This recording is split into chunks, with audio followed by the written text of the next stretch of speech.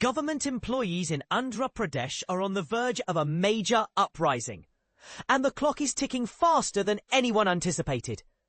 The Amaravati Joint Action Committee, AP JAC, has just delivered what could be considered an ultimatum to the state's coalition government. Resolve long-standing employee grievances within the next 3 months, or face widespread agitation that could potentially paralyze government operations across the state. But here's where it gets controversial. This isn't just about salary hikes or routine benefits. We're talking about retired government servants who have literally died waiting for their rightful dues, while the current administration appears to be dragging its feet on promises made during election campaigns. During a crucial state executive body meeting convened at the Revenue Bhavan in Vijayawada this past Saturday, AP JAC leadership laid bare the mounting frustrations of thousands of government employees and pensioners. The meeting, which stretched for hours, saw intense deliberations over both monetary and non-monetary concerns that have been festering for months. Leading the charge were AP JAC Chairman Bopparaju Venkateswalu and Secretary General Palisetti Damodar, who didn't mince words when addressing what they perceive as governmental neglect. Their message to Chief Minister N. Chandrababu Naidu was crystal clear. Government employees aren't just administrative machinery. They're human beings with families and financial obligations who form the backbone of public service delivery. And this is the part most people miss. The sheer magnitude of broken promises is staggering. The coalition government, which rode to power partly on employee-friendly assurances, has yet to announce the interim relief IR that was explicitly promised during the electoral campaign.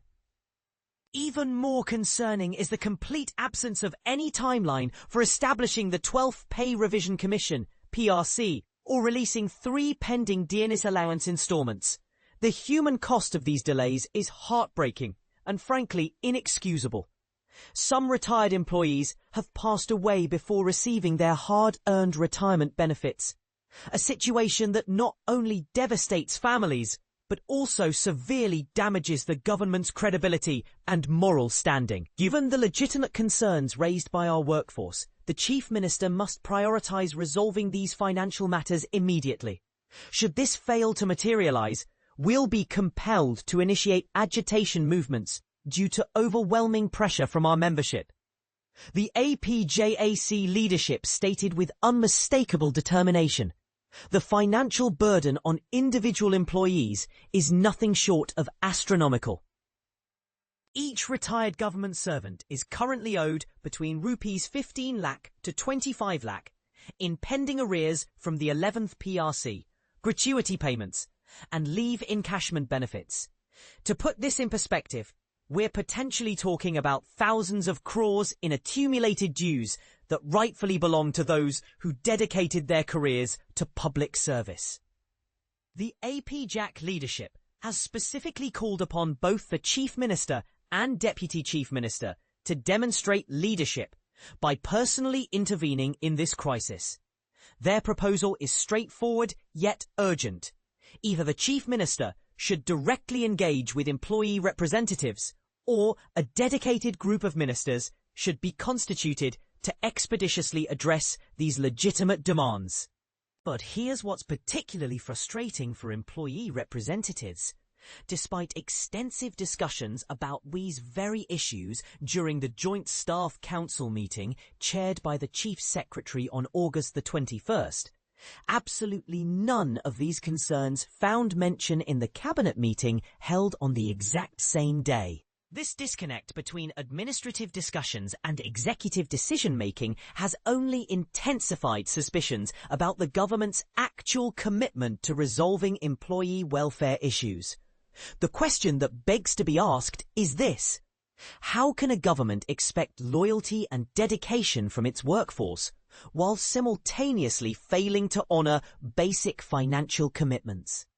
Is it fair to expect public servants to continue delivering quality services while their own financial security remains in limbo?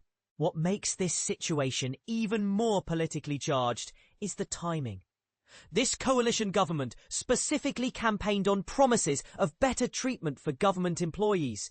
Yet months into their tenure, the very people who ensure government machinery functions smoothly feel more neglected than ever.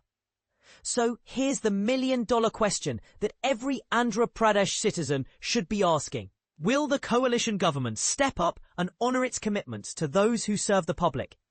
Or will we witness the first major administrative crisis of this tenure unfold in the form of statewide employee agitations? What's your take on this developing situation? Do you think government employees are justified in their demands? Or should they show more patience with the new administration? Share your thoughts. This debate affects every citizen who depends on government services.